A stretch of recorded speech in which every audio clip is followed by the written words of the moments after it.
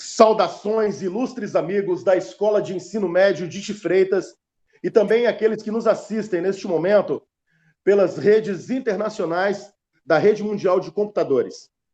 Eu, professor João Batista Monteiro de Souza, juntamente com o apoio do Governo do Estado de Santa Catarina, estamos fazendo uma aula especial com um palestrante incrível, fantástico, renomado, do Rio Grande do Sul para Santa Catarina, professor, jornalista, escritor do mais alto padrão, com obras como A Segunda Guerra Entre Nós, A Maluca Viagem de Dom Pedro I e também A História de Torres. Eu quero apresentar-lhes o senhor Nelson Adams Filho, hoje residente na cidade de Torres, no Rio Grande do Sul. Nelson Adams é um homem que se especializou na história de Santa Catarina, na parte sul do nosso estado, num tempo específico da história, como ele mesmo gosta de dizer, um recorte temporal e um recorte geográfico. Especializou-se na parte de Segunda Guerra Mundial e o Nelson foi uma grata satisfação que essa minha linha de pesquisa acabou adquirindo. Uma aquisição, um amigo para discussões muito positivas dentro da disciplina de História. Estamos hoje no dia 13 de maio de 2021, o dia em que lembramos também os 133 anos da passagem, da abolição, da escravatura em nosso território, da maldita hoste que realmente agrilhoava nossos irmãos que sofreram durante mais de 350 anos na história deste país com a escravidão. Então, antes de mais nada, queremos também prestar uma grande homenagem a todos estes que sofreram e muitos que sofrem realmente com o preconceito estrutural, com o racismo estrutural e com as declinações negativas que ocorrem em cima da questão da escravidão em nosso país. Muita coisa mudou, de fato, mas nós conseguimos perceber claramente que ainda precisamos melhorar e muito.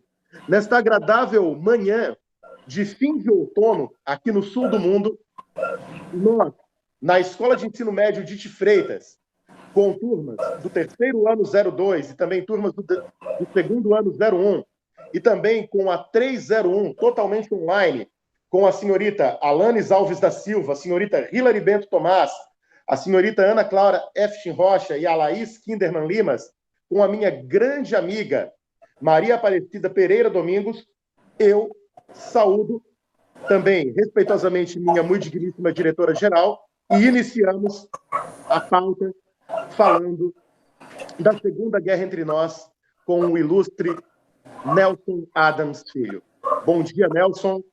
Que essa manhã seja produtiva. É muito agradável estar com sua presença e também com os nossos alunos. Bom dia, professor João. Bom dia aos demais professores, diretores e nossos colegas alunos. Para mim é uma alegria estar aqui com vocês nesse momento, poder compartilhar um pouquinho do que eu pesquisei sobre Santa Catarina e passar para vocês, interagir com vocês. Eu aprendo com vocês também.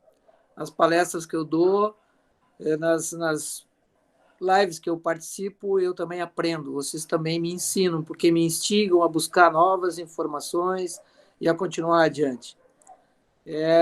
No meu modo de trabalhar, professor, eu prefiro mais interagir do que ficar falando. Então, eu não assim, você que vai conduzir, eu não me preocupo se alguém interromper para fazer alguma pergunta que seja relativa àquele ponto da manifestação. Então, pode fazer perguntas à vontade, senão fica um monocórdio, a pessoa falando. Não, eu gosto que interrompam, interajam, perguntam. Nós estamos juntos nessa caminhada aqui. Então, para mim, é muito importante. Iremos perguntar. Sem dúvida nenhuma. E assim, algo que eu gosto muito de esclarecer é que eu respeito muito os professores e acho que vocês são o fio condutor para nós, pesquisadores, historiadores, vocês são aqueles que vão motivar a que os agurizados, estudantes nos leiam.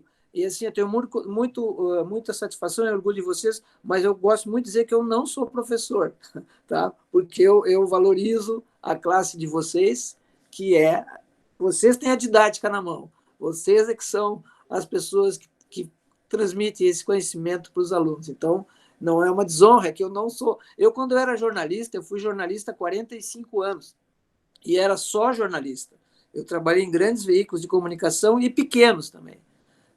E eu não gostava quando vinha uma pessoa e dizia que era jornalista, quando eu sabia que ela não era jornalista, porque eu havia me especializado, fiz a faculdade, né, e eu era jornalista. Então, eu não tenho o direito de tomar o lugar de um professor. Então, eu não sou professor, eu sou escritor, historiador e jornalista. Tá? Sempre humilde, uma pessoa magnífica, não, com certeza. fantástica. Uma coisa que nós devemos aqui ressaltar, meus queridos e ilustres alunos, que acabou se deixando passar, foi o fato de que a história do nosso Estado muitas vezes tem sido deixada de lado ou relegada a um segundo plano, principalmente pois, com a Base Nacional Comum Curricular unificada, ela tem feito com que apenas a história dos grandes ícones e também dos grandes centros sejam discutidas, pois isso é o que está sendo hoje cobrado nos exames nacionais e também nos concursos vestibulares. Eu folgo em lhe dizer hoje que me deixa muito triste, muito assustado, e são poucas as aulas que eu paro com os meus alunos do terceiro ano do ensino médio, Nelson, para discutir Santa Catarina, pois eu tenho que direcionar apenas aos alunos que vão prestar o vestibular na Universidade Federal ou na Universidade do Estado, pois hoje os nossos sistemas de universidades particulares não mais cobram a história do nosso Estado em linhas gerais. E Santa Catarina é a minha especialização. Na verdade, imigração alemã e também imigração italiana, como já temos discutido bastante nos grupos, como você sabe muito bem. E um dado que eu tenho verificado, andado bastante por Santa Catarina, por diversas regiões, é que nós temos deixado nossas crianças, nossos adolescentes, sem estudar o nosso Estado. Eu vou a São Bonifácio e o meu aluno apenas estuda o recorte da Segunda Guerra Mundial. Eu vou a Lages e o nosso aluno estuda apenas um recorte da Revolução Praieira. Vou a Araranguá, converso com o nosso querido amigo Valdemar, e eles estão estudando apenas a África e o Apartheid. Mas o regionalismo, a história local, muitas vezes fica apenas restrito ao 5º ano do ensino fundamental. Sim. E isso é uma coisa que nós nos assustamos bastante. Isso nos entristece. Não é só a ti, João. Quero dizer que eu, durante 45 anos, então, eu fui jornalista profissional, trabalhei em rádio, jornal, TV, agências, trabalhei também em prefeituras, enfim. E eu estou na história há 10 anos em função de um problema cardíaco. Eu tive que me aposentar do jornalismo, mas continuo ainda praticando. E estou na história há 10 anos e estou concluindo a faculdade de História, terminando esse ano o bacharelado em História. E notei, fiquei muito espantado ao constatar justamente o que tu está dizendo. O professor ele é refém dos livros didáticos e do que está ali. E, infelizmente, o livro didático ele é totalmente defasado em relação ao que realmente aconteceu, né? Então, veja bem que, no caso, a história hoje ela se preocupa com os chamados invisíveis, porque são os nativos, que são os índios, né? Na verdade, índio é uma denominação errada, que o Colombo achou que aqui era Índia e chamou os habitantes daqui de índios, né? Então, não são índios, né? São nativos, são os que habitavam aqui, né? E a história dos afrodescendentes, né? dos nossos afrodescendentes, que são invisíveis na história. Durante muito tempo, eles foram completamente esquecidos, ou quando eram lembrados pejorativamente. Né? No caso dos afro, isso começou a partir de 1980, principalmente. E a história simplesmente relegou-os a um segundo plano, porque a nossa história é muito uma história de colonizadores portugueses, principalmente espanhóis, e que eles eles trazem essa herança deles, né? E nós tivemos aqui todos eles que ajudaram a nos formar, né? Formar o nosso país, né? Formar a nossa nação. Então, eu fiquei muito espantado ao constatar isso que tu estava relatando, né? E fico assim, procuro, dentro da minha parte, abrir os meus trabalhos aos professores, e note que os professores buscam fugir muito disso aí, buscam sair muito do didático, do que está estabelecido, né? Porque a história é muito maior do que está aqui nos livros didáticos, né? Então, essa parte de Santa Catarina, da Segunda Guerra Mundial, e eu queria esclarecer para os nossos colegas estudantes que, para você fazer uma pesquisa histórica, você tem que ter primeiro você tem que ter um tema que lhe apaixone, mas uma paixão que não lhe segue, uma paixão que lhe permita ver todos os ângulos possíveis. O historiador, ele pode se apaixonar pelo tema, mas essa paixão não pode deixar que ele procure ver tudo o que aconteceu. A história, pessoal, é uma representação do passado. Ela não é o passado, porque você pode ter do passado duas pessoas que enxerguem a mesma situação de uma maneira diferente. Sem dúvida. Então, a história é uma representação do passado. E o historiador, o pesquisador, ele vai ao passado em busca desses fatos para poder entender o que aconteceu, né? E trazê-los aqui para o presente. Então, a gente tem que ter um recorte temporal, de tempo, e um recorte geográfico daquilo que você vai estudar, né? Você tem que ter também um foco principal, os focos secundários, você tem que ter toda uma bibliografia. Eu, no caso aqui da Segunda Guerra entre nós, eu acho que comprei mais de 40 livros, fora o que eu pesquisei na nossa ferramenta virtual, né, que é a internet. Hoje você tem acessos mundiais. Eu pesquisei dentro de sites mundiais, né, para poder ter acesso à informação. E com todo esse material, você depois aí vai ao campo. Aí você vai ao campo. Ou então você começa primeiro pelo campo, se você tem um fato, né? Se você tem um vestígio, um documento. Mas, normalmente, é assim, o foco principal, os focos secundários, e o meu recorte geográfico, eu gosto muito, a minha região, meu país é o Sul, eu gosto muito de um eixo temporal geográfico assim, que vai mais ou menos ali de Porto Belo, daquela região, descendo, né, Camboriú, que desce até Rio Grande e sempre pelo litoral. Eu gosto muito desse recorte geográfico, sem desmerecer os outros recortes, né? Mas eu me sinto muito em casa nisso aí, né? E na temporalidade eu vou desde os nativos de 6.000 anos atrás, que habitavam essa região. Essa região já era habitada por nativos há 6.000 anos, portanto, Cabral não descobriu o Brasil, até porque Cabral veio tomar conta do que os portugueses já tinham chegado aqui antes.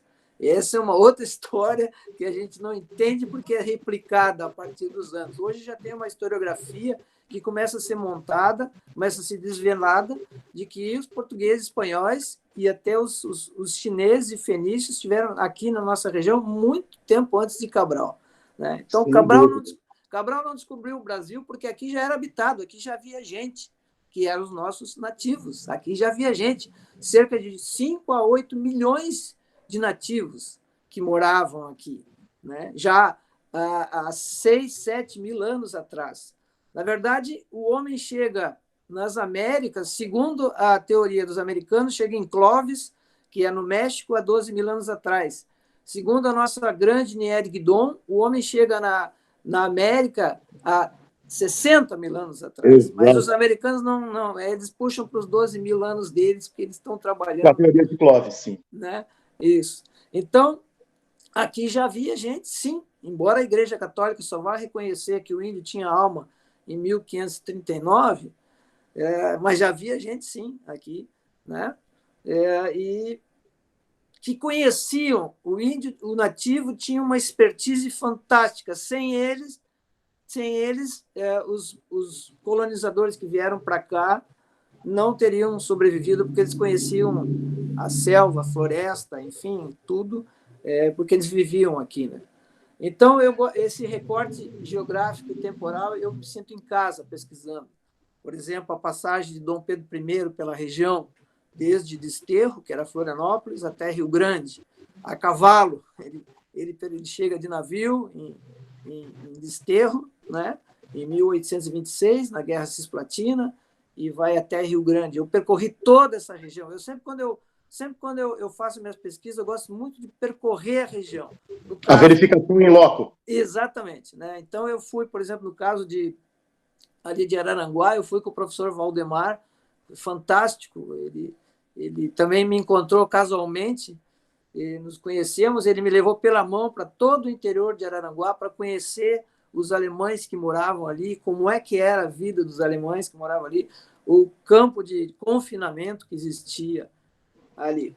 Então, só para voltar aqui ao que eu falei para vocês, o historiador, o pesquisador, ele pode gostar do tema, se apaixonar pelo tema, mas ele não pode deixar que essa paixão lhe segue, vamos dizer assim, né? Ele tem que sempre ficar distante para poder ver o bom, o ruim, o que está certo, o que está errado.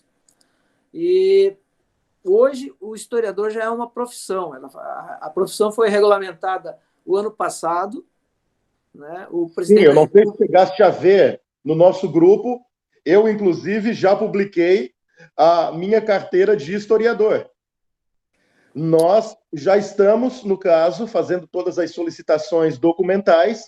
Sim. E assim como os arquitetos, os engenheiros, os biólogos, os jornalistas, nós estamos com a profissão regulamentada. Regulamentada, exatamente. Foi no dia 17 de agosto de 2020 que o Congresso Nacional derrubou o veto do presidente da República, porque o presidente da República vetou a profissão de historiador. E voltou para o Congresso, e o Congresso derrubou o veto do presidente. Então, nós temos a profissão de historiador regulamentada, né? Feito isso, nós passamos, então, ao livro. Quero dizer que eu pesquisei a escola José Francioni de Freitas, eu pesquisei quem era Dite Freitas, que era um defensor de Tubarão, um grande empresário, né? Um grande apaixonado pelos esportes também.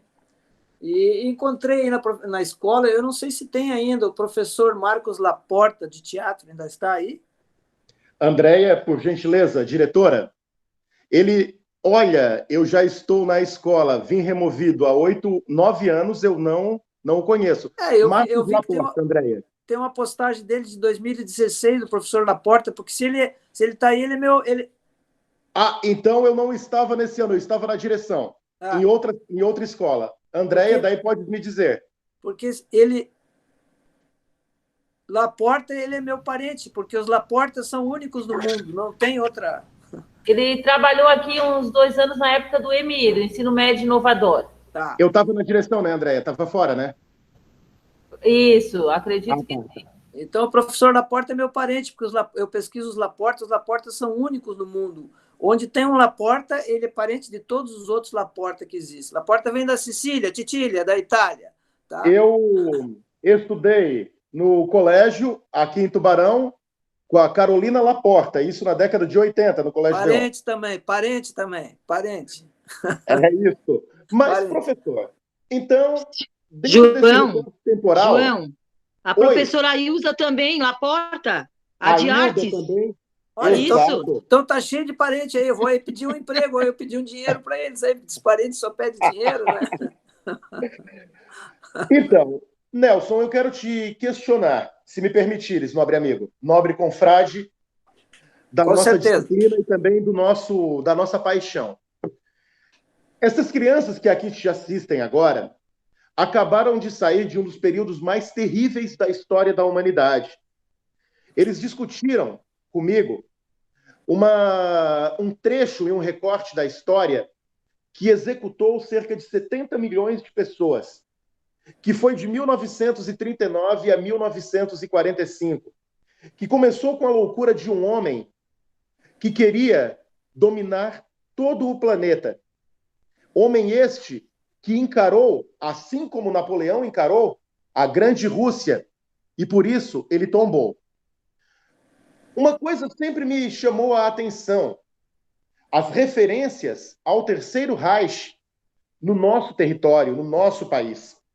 Eu mostrei para você, antes da nossa conversa oficial, o livro O Punhal Nazista no Coração do Brasil. Uma obra que foi executada pelo Major Lara Ribas, do Departamento de Ordem Política e Social, o DOPS, na década de 40, e ele cita aqui ao leitor um detalhe muito importante, que a presente publicação tem por fim atender todos aqueles que não conseguiram ser contemplados com a primeira edição. E nesse momento de tantas responsabilidades para a nossa pátria, prestes a intervir diretamente no conflito armado de além e mar, ou seja, o Brasil estava se preparando com a FEB para ir à Itália, com o envio de forças brasileiras, queremos, com o apoio encorajador e clarividente do doutor Nereu Ramos, fazer publicar esta obra, em homenagem ao corpo expedicionário que destruirá os nazistas em território italiano. Por que estudar os nazistas em Santa Catarina? Por que estudar a Segunda Guerra Mundial em Santa Catarina? O que aconteceu verdadeiramente na região de Itupava, lá no Araranguá? Um campo de concentração para prender alemães? O que foi isto? Como foi esta perseguição aos alemães aqui de Santa Catarina e do Brasil, por conseguinte, que nada tinham a ver com a Segunda Guerra Mundial e a loucura monstruosa de um genocida como Adolf Hitler? Nós vamos ter aqui também publicações aqui no Rio Grande do Sul sobre iguais a do Lara Ribas. E por incrível que pareça, toda essa documentação do DOPS do Rio Grande do Sul e de Santa Catarina estão hoje no Arquivo Público do Rio de Janeiro. Nós temos muito mais documentação lá do que aqui. Eu, para pesquisar aqui no Rio Grande do Sul, eu tive que ir numa publicação chamada Cortando as Asas do Nazismo, que era do delegado Plínio Brasil Milano, que era igual ao Lara Ribas e do Coronel Pi, também, que faziam todas essas pesquisas, né? O alemão que vivia aqui, é preciso temporalizar, é preciso que o pessoal enxergue da maneira que eles enxergavam em 1939, 1940.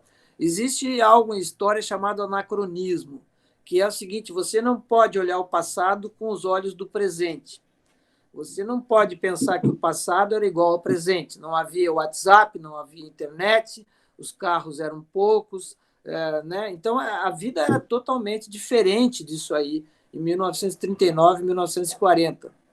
E os alemães que eu pesquisei, que moravam nesse recorte geográfico do litoral, ali no caso de Itoupava, Araranguá, eles eram muito simples, eram muito rústicos, iguais aos alemães que haviam aqui em Torres, na colônia São Pedro. Eram alemães que chegaram aqui em 1826, imagine, vieram para cá em 1826, foram largados no meio dos bugres, dos nativos, e atirados ao léu, praticamente o mesmo que aconteceu na colonização de Santa Catarina, né? E aí é preciso, então, quando você começa a pesquisar a história, a fundamentar a história, é preciso você voltar um pouco no tempo. Por que os alemães vieram para cá em 1826? E a primeira colônia foi aí em Santa Catarina, não deu certo. Depois houve aqui em Torres. Por quê? Porque quando Dom Pedro I declarou a independência do Brasil, 1822, e aquela cena que se tem do Grito do Ipiranga é totalmente falsa, pessoal. Não foi aquilo que aconteceu, foi totalmente diferente daquilo que aconteceu, porque aquilo é um quadro pintado por Pedro Américo, que era um pintor famoso, contratado por Dom Pedro II, filho do primeiro, que fez aquela cena. Aquela cena não existe. Não existe, né? Cena épica? Oi?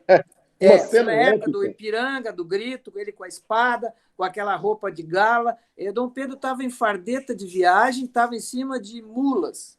Ele estava vindo de Santos para ir para São Paulo, né? Então, foi uma cena totalmente diferente do que aquilo ali. Quando Dom Pedro I, então, declara a independência do Brasil, ele fica sem exército, porque Portugal recolhe as tropas. Portugal tá, tu quer então tá ser independente, ficar aí no Brasil, tá? Então começou a mandar recolher as tropas. Dom Pedro ficou sem exército, sem tropas. E todo governante ele tem que ter um exército. Governante sem exército não existe. Então o que ele faz? Ele traz mercenários irlandeses e alemães para cá. E entre os mercenários vêm os colonos, os imigrantes alemães, porque lá naquela região, que nem era Alemanha ainda, a Alemanha só vai se formar em 1871, naquela região havia pobreza, fome, né, em função das guerras. O professor João sabe melhor que eu isso. Quem tinha um pedacinho de terra pequenininho tinha muita coisa, mas tinha 10, 12 filhos para criar, para sustentar. Então, eles vieram para cá, para a nossa região, com promessa de 77 hectares de terra, algo assim que eles nunca imaginavam que iam receber, ferramentas, sementes, cavalos, né? E foram jogados aqui, deixados aqui, tendo que conviver com toda a diversidade. Então, o povo alemão, de 1940, vem dessa leva. Eram pessoas humildes, simples, mas não quer dizer que não sejam valorosas. Não quer dizer que sejam honestas, não quer dizer que sejam, tenham caráter. Né? O dinheiro não faz nada disso aí. Você não compra com dinheiro tudo isso aí. O berço é que vai lhe trazer, vai lhe dar tudo isso aí. Então, eram alemães muito simples. E o Valdemar, a gente historiou e viveu isso aí. Nós fomos nas casas dos alemães, que eram os mais abastados, porque tinham comércio, e eles tinham rádio. Então, era uma família no meio de 30, 40, 50 famílias que tinham rádio. Então, à noite, eles se reuniam em volta daquele rádio, os vizinhos ficavam do lado de fora, a família ficava dentro da casa, ficava ouvindo a rádio de Berlim, em alemão. E aí ficavam ouvindo as maravilhas que Adolf Hitler estava fazendo na economia alemã. Sem dúvida. Porque ele pegou uma Alemanha devastada. Para você comprar um pão, você tinha que levar um carrinho de mão de dinheiro. Exato. O marco alemão não valia nada. Então, o Hitler, quando ele sobe ao poder, em 1933, ele faz uma revolução econômica na Alemanha e transforma a Alemanha, começa a transformar a Alemanha numa potência. Vocês vejam como a história ela é muito enganosa, vocês têm que ter cuidado. Em 1938, Hitler foi considerado o homem do ano no mundo. Pela Time. Pela revista Time. 1938, Hitler era o homem do mundo. Era o cara no mundo todo. O mundo todo reverenciava Adolf Hitler. Tá? Em 1936, ocorreram as Olimpíadas na Alemanha, e as Olimpíadas serviram como uma peça de divulgação de todo o esplendor alemão, de toda a economia, o fortalecimento da Alemanha. Em 3 anos, Hitler faz isso aí, em cima das Autobahn, que eram as rodovias, criando um carro chamado Volkswagen, né, que ele dizia que todo alemão tinha que ter direito a ter um carro e andar naquelas rodovias. Né? Quem desenha o Volkswagen num guardanapo é Adolf Hitler. Ele passa por Ferdinand Porsche. Sem dúvida. Né? Então, vocês têm que entender isso aí. E essa lemoada ficava ouvindo isso aí no rádio, numa noite escura e fria no interior de Toupava, e as maravilhas que a sua amada Alemanha estava produzindo. Então, eles ficavam extasiados. Só que Adolf Hitler era um lobo em pele de cordeiro. Né? Ele era um lobo em pele de cordeiro. Né? Quem lê a trajetória do Hitler, quem vê a trajetória dele, vai ver quem ele realmente era. Mas ele faz essa transformação na Alemanha em 6 anos, 1933 a 1939. Ele só vai se revelar quando ele invade a Áustria e a Polônia e a Primeira Guerra Mundial é declarada, em 1939. Peço um instante agora, Nelson, um instantinho. Eu quero também saudar aqui a presença de confrades queridos. Quero saudar aqui o professor historiador Gabriel de Souza Vieira. Professor Gabriel, não sei se tu consegues estar ouvindo a gente e também se manifestar um pouquinho. Não sei se consegue também abrir aí para a gente. Bom dia, professor. Gabriel é um grande historiador, ele é lotado na Prefeitura Municipal de Braço do Norte, dentro da disciplina de História, e também é colega nosso, confrade do nosso grupo de equipe de estudos, e eu acredito que o Núcleo de Gestão de Convênios seja o nosso grande historiador, também grande funcionário, professor da Unisul, nosso querido Valdemar Han, o grande Becker, lá meu parceiro, município de Araranguá. Saudações aos amigos. Saudações, Gabriel. Saudações a todos aí. Obrigado, João, desde já pelo convite que tu me formulou ontem à noite. É um prazer estar com colegas tão conceituados, conhecer também o professor Nelson, né? O professor Valdemar, a gente já acompanha lá no grupo também. E tá com o João aí, que foi o meu mestre aí na graduação, na pós, e nosso parceiro aí. Muito obrigado desde já. Obrigado, professor Gabriel de Souza Vieira. Obrigado, professor Valdemar Han, também um grande mestre, uma pessoa de uma linha de conhecimento incrível. Mais uma vez, quero agradecer a presença de vocês. Valdemar, és um bálsamo aqui também para nós e realmente consegues fazer com que esta palestra transforme-se em algo tão belo e mais do que já está sendo. Nelson, que coisa fantástica que estás nos contando. Bom, voltando então, é preciso que vocês aí, que nossos parceiros estudantes, procurem enxergar essa situação, 1939, 1940, dos alemães, agricultores, né? Pessoal que vivia da agricultura, com luta, com dificuldade, vendendo seus produtos em Araranguá, e lá de Itoupava, lá de Molhacoco, onde eu estive lá com o Valdemar, daquela região lá, e trazendo para Araranguá. E eram pessoas humildes, simples, rústicas, mas pessoas boas, não quer dizer nada que não sejam pessoas boas, honestas, trabalhadoras, e tenham caráter. Eles ficavam, então, nas casas ouvindo esses relatos do que estava acontecendo da Alemanha. Então, era natural que eles incorporassem isso aí e começassem a ter orgulho de ser alemão.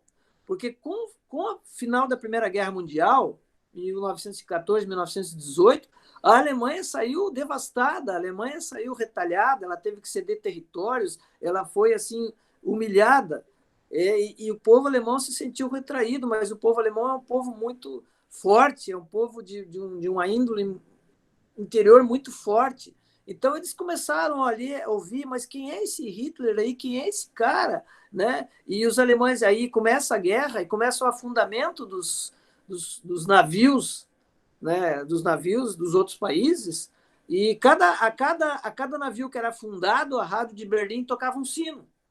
Então, aquilo ali era um sinal para eles, mais um navio. Né? Estamos em guerra, estamos nos guerreando, porque você tem que enxergar o outro lado também. Né? Para os alemães, eles estavam sendo atacados também. Então, estamos em guerra. Então, eles começaram a sentir esse orgulho. O Brasil, pessoal, e aí tem que ser bem sincero e franco, porque a história assim o exige, o Brasil, até 1942, ele apoiava os alemães. Sim. O governo Getúlio Vargas apoiava os alemães e havia generais do alto comando brasileiro que eram germanófilos. Eles estavam do lado dos alemães. O Brasil ficou praticamente em cima do muro até 1942. O próprio Vargas flertava com o nazismo. Sim, sim. Ele ficou ali em cima do muro. Né? Então, havia um ambiente. E havia toda essa colonização alemã que eu falei, aqui no Rio Grande do Sul, em Santa Catarina, no Paraná. Né? Era uma leva fantástica de alemães que já estavam por aqui há 100 anos, já haviam se miscigenado conosco, nós já tínhamos adquirido a cultura alemã, eles já tinham adquirido a nossa cultura. Né? Mas mas o nazismo estava entranhado também aqui, começou a se entranhar também aqui. E quais eram os 3 vetores principais que levavam, que transportavam o nazismo para dentro do Brasil? Era a igreja, né? Era a sociedade, principalmente as recreativas, os clubes de tiro e tal, né? E era a música, né? Então, eles traziam esse viés para dentro de nós, né? Desse viés. Só que, assim, ó, como eu disse para vocês, até 1940, até o Hitler mostrar as garras em 1939, não se sabia o que era o nazismo, né? O nacionalsocialismo, né? Então, a maioria foi usada, a verdade é essa, a maioria foi usada e o povo alemão idolatrava Hitler e morreu por Hitler. Quantos milhões de alemães morreram por Hitler, né, indo para a guerra? Até jovens, 17, 18 anos. Né? É fantástico a gente tentar entender como é que uma pessoa só consegue galvanizar milhões de pessoas. É praticamente, sim, para nós, é praticamente difícil entender isso aí, né? Para o mal, né? Porque para o bem, por exemplo, quem é que não idolatra Pelé? Né? Quem é que não tem Pelé uma referência mundial no esporte? Né? E outros, me veio Pelé porque, né, eu convivi a época Pelé, né? Ayrton Senna, né? Isso idolatra, né? Mas é do bem, né? É do bem, né? E como é que uma pessoa do mal consegue fazer isso também? Isso é instigante. Então, é preciso entender isso, que tanto o alemão aqui na colônia São Pedro, aqui a 15 quilômetros de Torres, acontecia a mesma coisa que acontecia em Itoupava. A mesma coisa que acontecia lá. E nós tínhamos aqui um delegado, o delegado Angulo, que ia nos alemães e batia nos alemães, trazia os alemães amarrados em corda, 10, 15 quilômetros, ele vinha a cavalo, puxando os alemães, porque suspeitavam que os alemães eram nazistas, né? Porque aí já havia em 1942, já havia uma determinação do governo para combater o nazismo. Quando o Brasil, então, entra na guerra, 22 de agosto de 42, já havia, então, essa posição de combater o nazismo. E esses delegados, o Ribas, o Angulo aqui, o Coronel Pi, eles eram os instrumentos do DOPS para atuar no nazismo, né? Então, eles faziam esse trabalho. Aqui nós tínhamos exatamente o que tinha lá em Itoupava. E em Itoupava havia lá um campo de confinamento, porque o Brasil teve, sim, campos de concentração. E isso a história não conta. Isso a história não conta, mas o Brasil teve... Isso a história procura esconder, né? Os historiadores, a história, vamos dizer assim, entre aspas, oficial, que não existe história oficial, né? Mas vamos dizer que a história que está posta aí não conta, mas o Brasil teve campos de concentração. Nós tivemos 2 campos de concentração em Florianópolis, 1 campo de concentração em Joinville, né? Tivemos 1 campo de confinamento em Itoupava, que eu pesquisei graças ao Valdemar. Foi o Valdemar que me levou pela mão lá, nós fomos lá no campo de confinamento e temos até foto, conseguimos até foto desse campo de confinamento lá em Itoupava, que tá, a foto dele está no livro aí, do João Becker. O João Becker era o da família que praticamente cuidava. Não era uma prisão, pessoal. Não era uma prisão. Embora os de Florianópolis, Joinville e lá de Charqueadas do Rio Grande do Sul eram prisões, mas eles tinham um nome de colônias agrícolas. Era um nome para deixar bonito, assim, colônias agrícolas penais. Mas eram campos de concentração. Para lá não eram levados pessoas que cometeram crimes civis. Eram pessoas que tinham participação na guerra e subversivos. Então, eram campos de concentração. E aí é uma coisa muito interessante, pessoal. O campo de concentração não foi inventado pelos alemães, ele foi inventado pelos ingleses na Guerra dos Boer, 1900. Foram os ingleses que inventaram os campos de concentração modernos.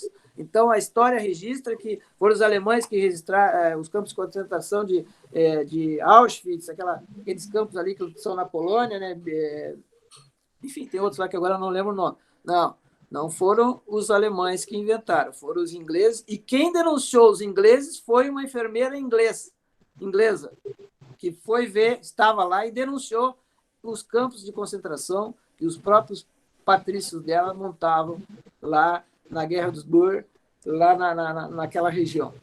Então, na África do Sul, isso. Exatamente. Então, assim, ó, é que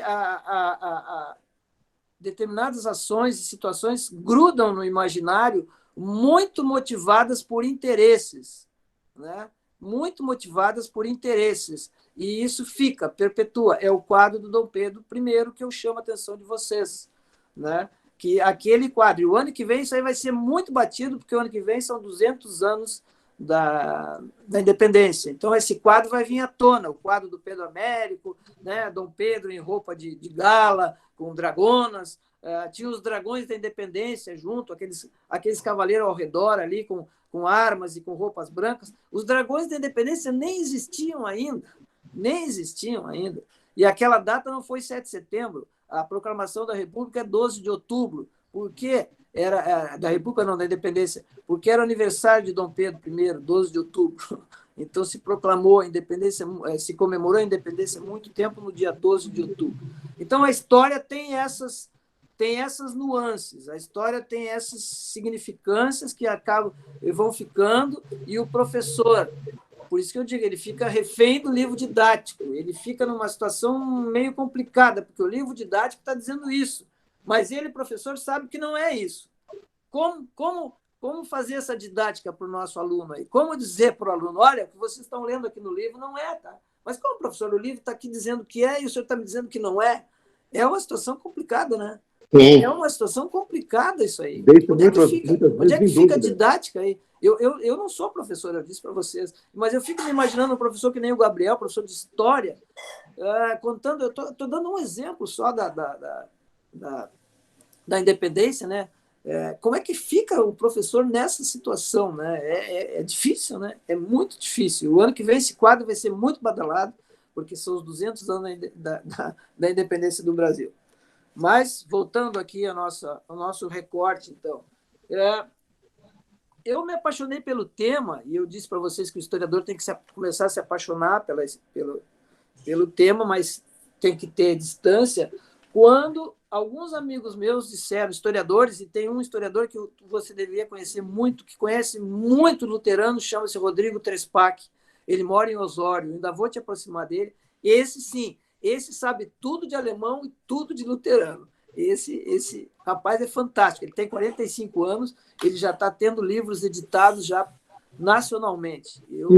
Eu sou pequenininho perto dele, do Rodrigo Trespac, é meu amigo, a gente conversa muito, eu vou te apresentar ele.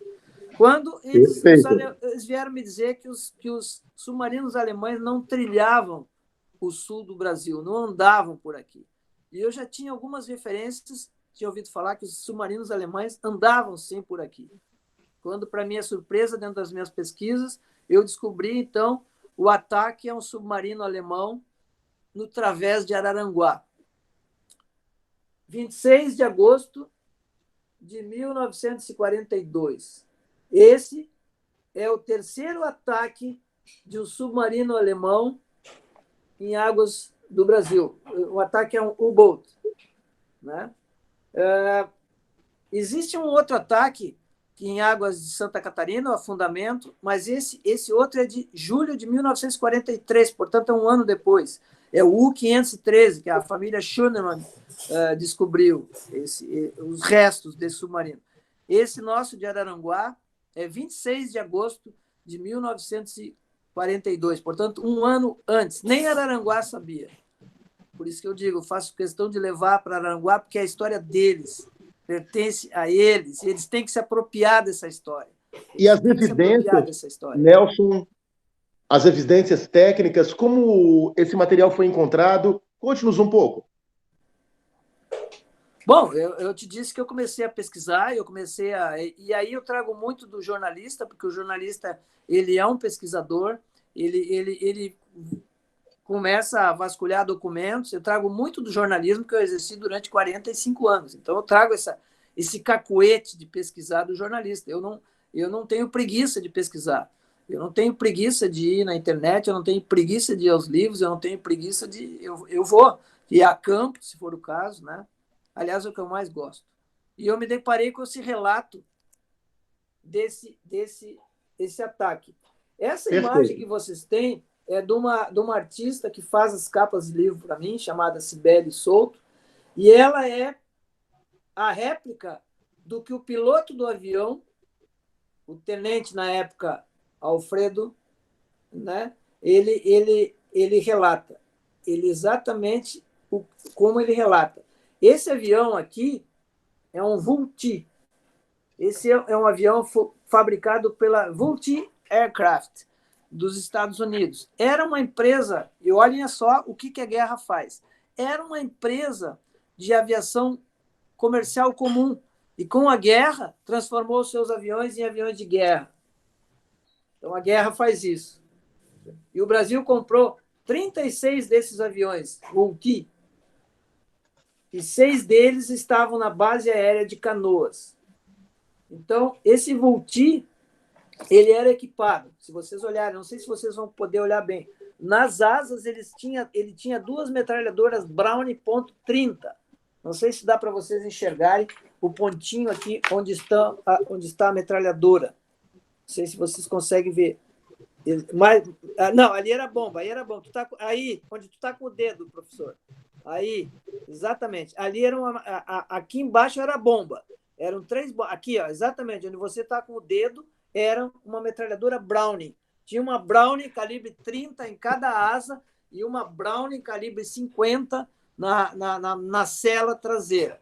E ele carregava 3 bombas de 50 libras. Aqui sobrou uma, porque essa trancou.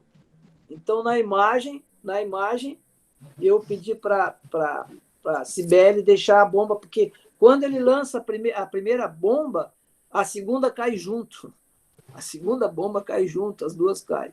E segundo o relato do Alfredo Correia, do piloto, o submarino adernou desse jeito.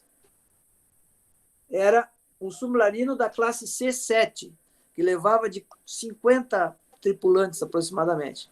Bom, esse Vultee, ele saiu com outros 6 para fazer uma missão de patrulhamento em águas do sul do Brasil, do Rio Grande do Sul e Santa Catarina. Missão de patrulhamento de quê? De submarinos alemães. Ora, então, submarinos alemães andavam por aqui. Né? A minha história que eu comecei a pesquisar começa a fechar, certo? Só que esse Vultee teve um problema, ele teve um probleminha mecânico e ele teve que sair depois dos outros. Então, os outros 5 saíram na frente, em direção a Santa Catarina, patrulhar as águas de Santa Catarina, e esse saiu depois. E eles contam, eram 3, era o piloto, Alfredo Correia, era o telegrafista e radioamador, o Mazeron, e era o sargento Carlos Zell na traseira, que era o metralhador. Eram 3. E eles contam que eles estavam no Través de Araranguá, está bem registrado, a cerca de 50 milhas náuticas da costa. A milha náutica é 1,8 km, então eles estavam a 90 quilômetros da costa, quando enxergaram alguma coisa no mar que eles pensaram que fosse uma baleia. Mas foram lá conferir, já que eles estavam ali, né? Foram lá conferir, quando chegaram perto, era um submarino alemão. Era um U-Boat. Imediatamente eles mergulharam, aí iniciou o ataque. Eles mergulharam e acionaram uma das bombas. Só que caíram 2 bombas. E como as 2 bombas caíram, os estilhaços do submarino atingiram o avião. Né? Ele, assim mesmo, ele fez uma outra arremetida, né? Acionou as metralhadoras e tentou acionar a terceira bomba, não conseguiu. Então, o submarino adernou desse jeito, 45 graus, e afundou. Todo esse ataque, imagina a adrenalina desse ataque. Vocês imaginam a adrenalina de um ataque desse? Todo esse ataque foi narrado ao vivo para a base aérea de Canoas. Estava sendo narrado ao vivo para a base aérea de Canoas. Fantástico. Bom, ele recolheu, ele disse que teve que vir voando baixinho, bem junto ao solo, porque quanto mais ele subia, mais o motor do avião rateava. E ele desceu em Osório, onde havia um aeródromo e onde os aviões também ficavam lá. Aí eu fui, porque nada disso que eu estou contando para vocês tinha sido relatado em livro algum, em história alguma. Tudo inédito. Aí eu fui a Osório, fui falar com pessoas antigas de Osório, e aí, professor Gabriel, entra a oralidade, que é uma ferramenta da história. Eu fui conversar com pessoas antigas de Osório que viam os aviões descer e levantar lá em Osório, né? Os aviões da guerra. Então, está aqui. Essa ação de guerra, ela não está na historiografia da história do Brasil na guerra. Se você buscar isso aqui, não tem. Porque o primeiro ataque que está relatado é o de esse aqui do U-513, que está afundado lá. Mas isso faz parte da história escondida do Brasil, que eu consegui trazer graças à pesquisa, graças também à ajuda do Valdemar e outros. Eu não gosto de falar na primeira pessoa, mas eu consegui trazer com a ajuda de muitas pessoas, da Cibele, que fez dessa imagem aqui, né? Esse é o terceiro ataque a um submarino alemão desde o início da guerra, 26 de agosto de 1942. Os três foram condecorados. O sargento, inclusive, como ele era um oficial de patente inferior, eles tiveram que criar uma condecoração nova para poder condecorar o Carlos Zell, que era o sargento aqui. E o Alfredo Correia, que era tenente na época, depois vai virar brigadeiro. Mais tarde ele vai virar brigadeiro, alto comando da aeronáutica. Então, esse aqui é um ataque que prova a presença de submarinos alemães, que era o que eu buscava, era o meu foco, a presença de submarinos alemães em Águas do Sul. Nós vamos ter um outro relato relativo a Porto Belo, só que esse não está ainda confirmado. É preciso ser bem franco e bem branco em história, dizer o que é, o que não é, o que pode ser. Há relatos de que submarinos alemães chegavam em Porto Belo, ficavam ali na Baía de Porto Belo, né? E mulheres grávidas de Blumenau iam parir dentro dos submarinos alemães para que as crianças tivessem nacionalidade alemã.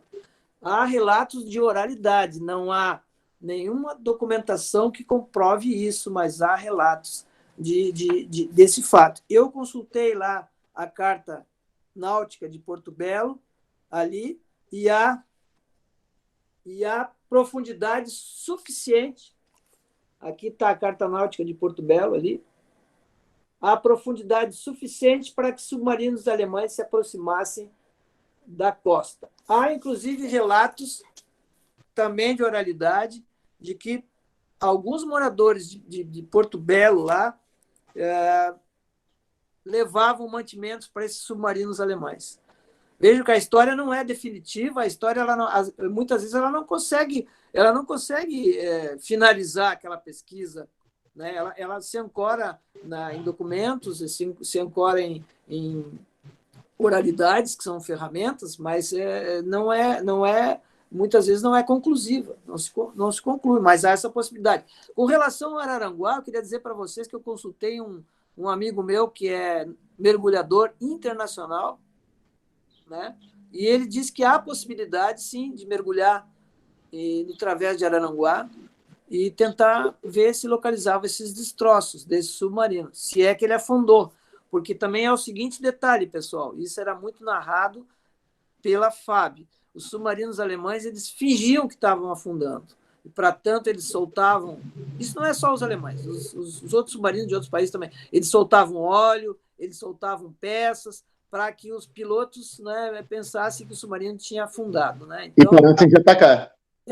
Então era um disfarce que eles faziam. Mas eu falei com esse meu amigo, Néstor Magalhães, que é mergulhador internacional, ele disse que há possibilidade, sim. Um detalhe importante é ter a latitude exata desse acontecido, que eu não consegui ainda, junto aos arquivos da FAB, a latitude exata, e é muito dinheiro.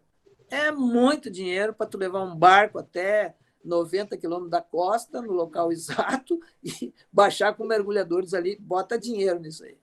Pesquisa de arqueologia submarina, como caça ao tesouro, é um investimento vultoso mesmo. Vultoso, e eu vou te dizer sinceramente, com tantas carências que nós temos hoje no Brasil, eu não vejo necessidade disso aí.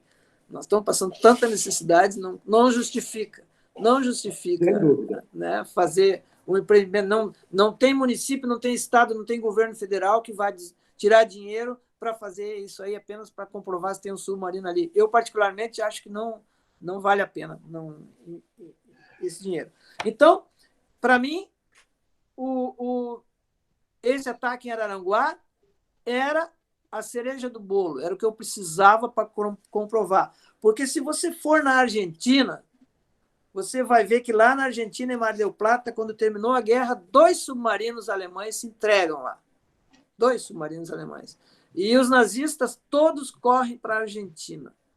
Grande parte dos nazistas saem da Alemanha e vão se refugiar na Argentina porque o Perón já dava proteção ao nazismo até antes do final da guerra. E muitos nazistas vieram para o Brasil, gente. Muitos nazistas vieram para o Brasil. Tá? Mengele é o caso mais famoso aí, né? Aquele médico, mas havia muitos nazistas aqui no Brasil, em fábricas nossas aqui. Porque grandes multinacionais que vocês veem hoje ainda eram daquela época e fizeram parte, sim, do nazismo. Né? A guerra proporciona esse tipo de acontecimento. Né? Então, nós vamos ter 2 submarinos que se entregam em Mar del Plata, o U-530, do Otto Wermuth, que era um capitão de 27 anos, e depois nós vamos ter o outro submarino que se entrega, comandado pelo Schaeffer. Esse aqui é o Otto Wermuth, esse aqui é o submarino dele, o 530, Otto Wermuth, 27 anos esse cara tinha. Se entregou lá, porque o Dönitz, que assumiu o comando da Alemanha, hoje já se fala possível assassinato do Hitler, né? Ele mandou que os submarinos todos se entregassem, mas esses 2 fugiram. E depois nós vamos ter o outro submarino, que é esse aqui, o U-977. Ó. E esse aqui era o comandante dele, o Schaeffer. Esses submarinos hoje estão em exposição nos Estados Unidos, e em bases navais dos Estados Unidos foram restaurados e estão lá. São 2 submarinos que se entregam no final da guerra lá na Argentina. Na pesquisa, eu também pesquiso muito uma coleção chamada Cortando as Asas do Nazismo, que é do Plínio Brasil Milano, que é igual ao Laras Ribas aí em Santa Catarina. Ele tem essa série e nos arquivos da polícia, e toda a espionagem nazista que havia aqui no Sul também. Esse era um espião nazista. Ó. Esse era um espião nazista. Esse aqui era um espião nazista. Eles usavam tinta secreta para espionar. Esse era um espião nazista que atuava em Porto Alegre. Ó. Paul Dravta. Ele já estava preso aqui. Né? E em Rio Grande, que é uma cidade litorânea, no extremo sul do Rio Grande do Sul, por ser um porto, o nazismo era muito forte lá, nessa região de Rio Grande. E o pessoal de lá não sabia. Aqui tem um avião que sobrevoava Torres, ó, e era um Junkers, do Rudolf Kremer. Esse era um piloto nazista, ele vinha a Torres em 1936, e ele veraneava aqui em Torres. Né? Ele está em cima do Parque da Itapeva, hoje da Praia da Itapeva. Ele veraneava em Torres. Porque aqui está ele quando jovem, quando ele veio para o Brasil. Vamos ver se eu mostro para vocês. Aqui, ó. Rudolf Kremer. Ele esteve preso no campo de concentração de Angra dos Reis. Em 1941, dezembro de 1941, os japoneses atacam Pearl Harbor. Vocês conhecem bem, né? Aquilo ali motivou a que os Estados Unidos entrassem na guerra. Hoje já se levanta suposições de que o Roosevelt, o presidente americano, saberia do ataque japonês e precisava de um motivo para entrar na guerra. É uma suposição que tem hoje. E os historiadores que estudam o tema se baseiam no seguinte: eles mandam retirar os maiores navios e os mais modernos navios da base de Pearl Harbor e deixam só sucatas lá. Os japoneses atacaram, morreram 2.700 pessoas e deu um motivo para o Roosevelt declarar guerra ao eixo, né? A Alemanha, Japão e a Itália. E o que aconteceu? Na América do Sul, os americanos chegaram à conclusão de que a Alemanha dominava os ares da América do Sul. O Condor Syndikat, que era a empresa alemã, né, civil, dominava os ares da América do Sul. E os americanos se apavoraram com isso. Eles se apavoraram com isso. Porque o grande transporte da época eram os aviões e também os navios, né? E os alemães estavam dominando os mares e estavam dominando os ares, né? Então, os alemães com os Junkers, eles dominavam aqui e eles vão dar origem a duas empresas brasileiras que têm participação e origem nazista, a Varig e a Cruzeiro do Sul. Exato. Tanto que o Otto Meyer, o suposto fundador da Varig, foi preso como nazista. Isso a história da Varig não vai contar. Ninguém vai contar, né? Mas a origem dela, e não estou tirando o mérito da Varig, tudo que ela desenvolveu, não se está tirando o mérito da Varig, né? Assim como não está se tirando o mérito da Volkswagen, que abrigou muitos nazistas, né? Então, e tem outras fábricas, outras empresas multinacionais que estão aí até hoje que abrigaram nazistas, não está se tirando o mérito deles. Então, os americanos vão ficar espantados e vão fazer com que o Oswaldo Aranha seja o grande embaixador deles para trazer a Panair do Brasil. Essa aqui é a colônia agrícola em Daltro Filho, em Charqueadas. Ó. Isso aqui era um campo de concentração. Era um campo de concentração. Né? E esse cara aqui é um piloto que vai trazer a aviação para a América do Sul. Né? Então, eu não sei, professores, se eu estou indo muito rápido, se eu estou... Não sei, não sei. Que é isso? Foi maravilhoso. Eu quero te agradecer, Nelson. Pessoal, e assim, professor, quem quiser, se alguém de vocês tiver pergunta, pode fazer. Eu já estou falando demais até. Olha, eu também interferi bastante. Gabriel, gostaria de efetuar alguma interferência nesse exato momento? Eu sei que o meu amigo Valdemar ele está apenas podendo digitar. Se ficar à vontade, Valdemar. Olha aqui, ó. Essa é a professora, essa é a enfermeira Emily Hobhouse, que denuncia os campos de concentração ingleses, e ela era uma inglesa, e ela era bonita, né? Denuncia o campo de concentração lá na Guerra dos Boer. Ela que denuncia os campos de concentração. Ela volta para a Inglaterra, Londres, e denuncia. Depois ela é perseguida e tudo, mas depois ela vence a causa. Bem, primeiramente, nós, em nome da Escola de Ensino Médio de Freitas, a Escola Jovem de Tubarão, e em nome do governo do estado de Santa Catarina, no qual estamos representando neste momento, eu quero agradecer a palestra maravilhosa, fantástica, do nosso amigo, confrade, Nelson.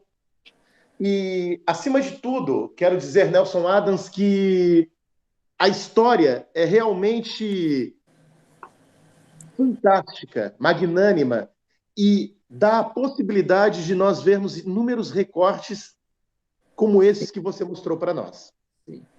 Os alunos que conosco estavam, e alguns tiveram que sair por conta também da mudança de aula, também nos agradecem bastante, assim como os meus amigos da terceira série 01. Eu quero dizer, acima de tudo, para Alanis, para Hilary, para Ana, para Maria, para Laís, para o Ângelo, para o Lucas, muito obrigado. Aqui eu vejo aqui a observação do meu grande amigo, Valdemar, falando em Freitas, diz a lenda que a família Freitas foi a que mais se beneficiou dos afundamentos dos navios brasileiros. Olha o Valdemar, olha o Valdemar. Tá bom, Valdemar, sabe que o Valdemar falando é história pura, é conhecimento aprofundado, nós temos que ouvir. Valdemar, até uma saudação fraterna ao amigo. Hoje também é um dia especial para os nossos amigos luteranos, é um dia que considera-se, consagra-se a ascensão de Cristo. Então, uma saudação fraterna ao nosso amigo Valdemar. Meu amigo, querido professor Gabriel, algo a acrescentar, por gentileza? Bom, João, eu estava acompanhando aí a narrativa do nosso professor ali. É realmente fantástico a gente saber de coisas que a gente não aprende na academia, não aprende dos livros de história, né? A questão da pesquisa. Eu só queria fazer um relato breve. Em 2013, eu ainda estava na graduação, ainda era teu aluno, João, e eu tive contato com imigrantes italianos que vieram para o Brasil no pós-guerra. Eles chegaram aqui no começo da década de 50. Perfeito. E eu aproveitei a chance, eles já estavam na casa dos 80, 85, e eram senhores bem simpáticos. E eu entrevistei 2 deles que vieram para o Brasil, fugindo da Itália, da situação ali do pós-guerra, que conviveram com o regime do Mussolini. E foi muito incrível que eu entrevistei eles, eles contaram as condições, eles eram da região da Calábria. E era muito e o Mussolini ele dividia opiniões. Só voltando lá para fazer um comparativo com o que o professor falou quando falou dos nazistas, eu perguntei para um deles e o que você me diz de Mussolini? Ele só me disse: não me parle nesse maledeto. Daí eu fui conversar com ele. Ele era um democrata cristão e daí ele me contou com muito entusiasmo quando Alcides de Gasperi assumiu o poder, que foi o primeiro presidente eleito ali que tomou o poder após a queda do Mussolini.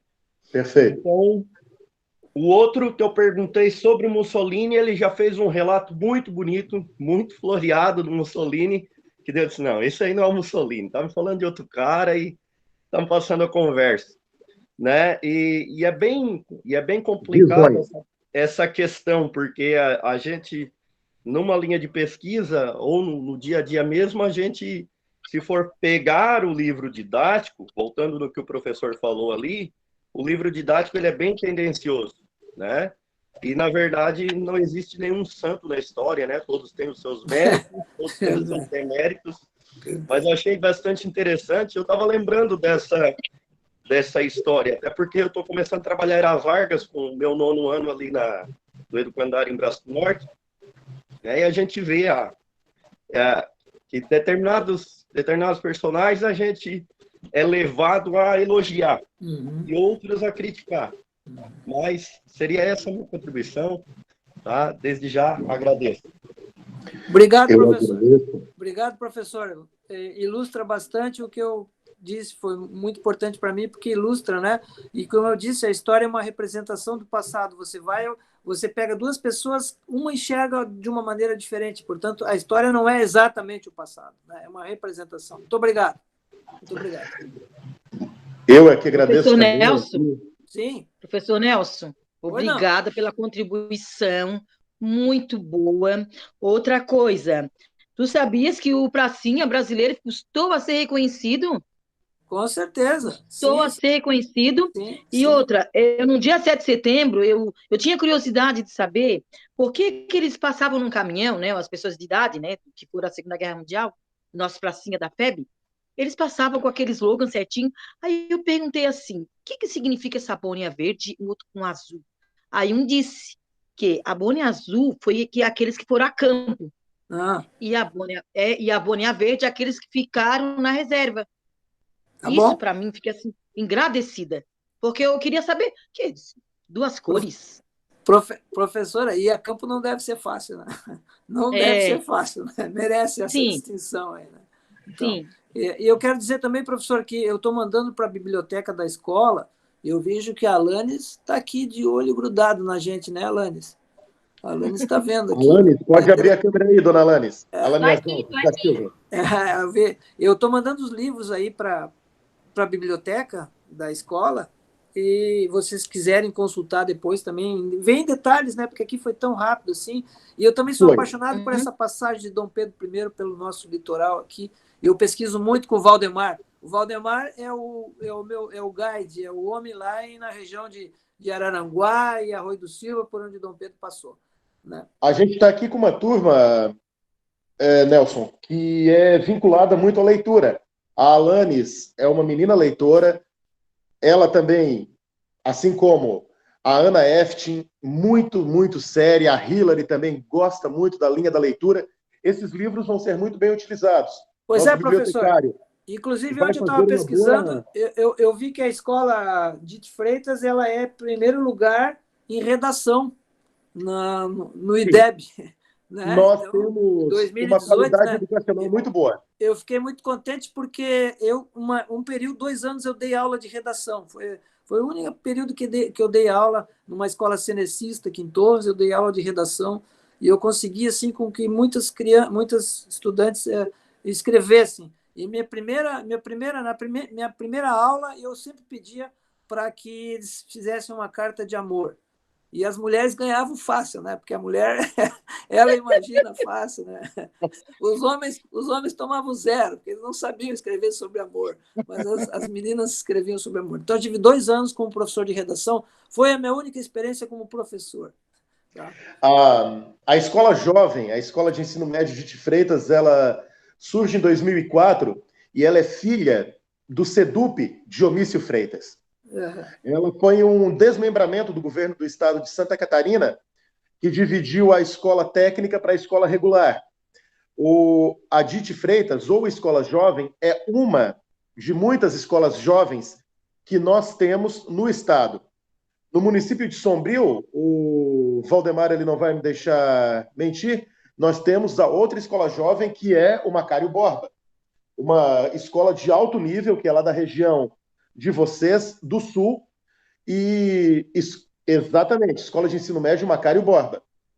E um detalhe muito importante, nossa escola sempre teve professores muito renomados da universidade, professores com alto know-how qualitativo, e é uma escola que atrai os alunos de toda a região da Amurel. A verdade é esta. Hoje, com as nucleações, diminuiu bastante, mas até pouco tempo atrás recebíamos Jaguaruna, Pedras Grandes, 13 de Maio, Imbituba, vinha um ônibus de Imbituba para cá, e trabalhávamos com cursos técnicos também, e com um ensino médio inovador. E agora, com as mudanças governamentais com referência ao novo ensino médio, nós estamos fazendo o aguardo para o ano que vem. Deveria ser este ano já a implementação, porém a própria questão da pandemia fez com que a gente tivesse que aguardar mais a implementação do novo ensino médio, que os professores já estão estudando há alguns anos, com base nas mudanças do governo federal.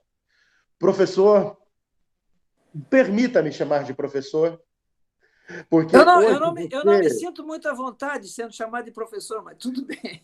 Historiador, Bom, jornalista, aí tá. escritor, Aí tá. uma pessoa de fala fácil, amiga, muito querida, Nelson Adams, realmente eu posso dizer a você, um prazer enorme conhecer uma pessoa do seu calibre, do seu nível, e, acima de tudo, uma gratidão e uma dívida que nós, da Escola Jovem, temos com você. Gratidão por suas obras, a qual está presenteando nossa escola, obras essas que eu já estou devorando, já estou terminando a Segunda Guerra Entre Nós, quero lhe dizer, e, infelizmente, teremos que até parar a nossa discussão, pois o tempo urge para a próxima aula que eu terei que adentrar. Inclusive, dizer uma coisa, muito, mas muito obrigado mesmo, Nelson. Agradeço a oportunidade e sempre estou à disposição, a hora que você quiser, é só me chamar. Vamos ver se presencialmente eu vou aí também um dia, pego meu carro e vou aí conversar com vocês, porque eu adoro esse contato. Se Deus quiser, isso vai acontecer por conta do final da pandemia, que a gente roga que seja breve. Certo.